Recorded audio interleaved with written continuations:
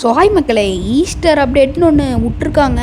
And இது ஒரு குட்டி ரொம்ப குட்டி வீடியோவாக தான் இருக்க போகுது. என்னங்க எப்படி டான்ஸ் ஆடுறான், சரி அண்ட் நல்லா தான் இருக்கும்னு சொன்னாங்க. அண்ட் ஹிட்டன் ஈஸ்டர் வந்து 3 சீலும் வந்து பார்த்திங்கன்னா எங்கேயோ ஹைட் ஆகிருக்காமா.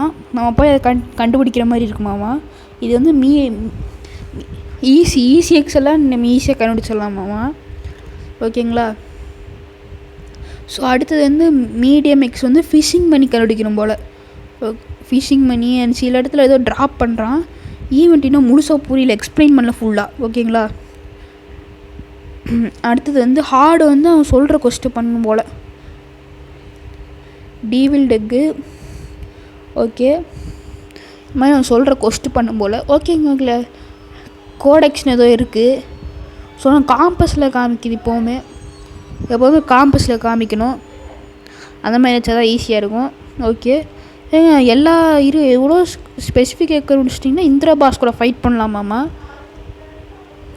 இது செமையாக இருக்குங்க. ஈஸ்டர் பண்ணி கேப்பு வேலண்டைன்ஸ் ஸ்டாக் மாதிரி இருக்கே. சரி அப்போ கிச்சனை விட்டுலாமா? ஓகேவா, நான் கிச்சனை விட தான் போகிறேன். இது என்னது கிராக்டு ஹெக் ஹெல்மெட். ஓகே நல்லா தான் இருக்குது. இந்த மாதிரி டோக்கன்ஸ் வருது. அப்போ நம்ம கிரைண்டிங் டக்குன்னு முடிச்சிடலாம் ஈவெண்ட் விட்டாலே. ஓகேங்களா. அதனால தான் ஓகே ஏதோ இது குறிப்பிட்டு ஏதோ சொன்னால் ஏதோ கிஃப்ட் கிடைக்குதுன்னு. சரி வாங்க அந்த அப்டேட்டில் ஃபுல்லாக பார்க்கலாம். அண்ட் இப்போ நம்ம பார்க்க முடியாது டக்குன்னு. அதனால தான் ஈவெண்ட்டை பற்றி ரொம்ப டிஸ்கிரைப் பண்ணல. எனக்கும் அது ஒன்றும் புரியல. சாட்டர்டே அன்றைக்கி ஈவெண்ட்டு நான் கேம் விளாண்டும்போது டிஸ்கவுண்ட் மெசேஜ் வந்துச்சு. ஸோ தான் மக்களே, பாய்.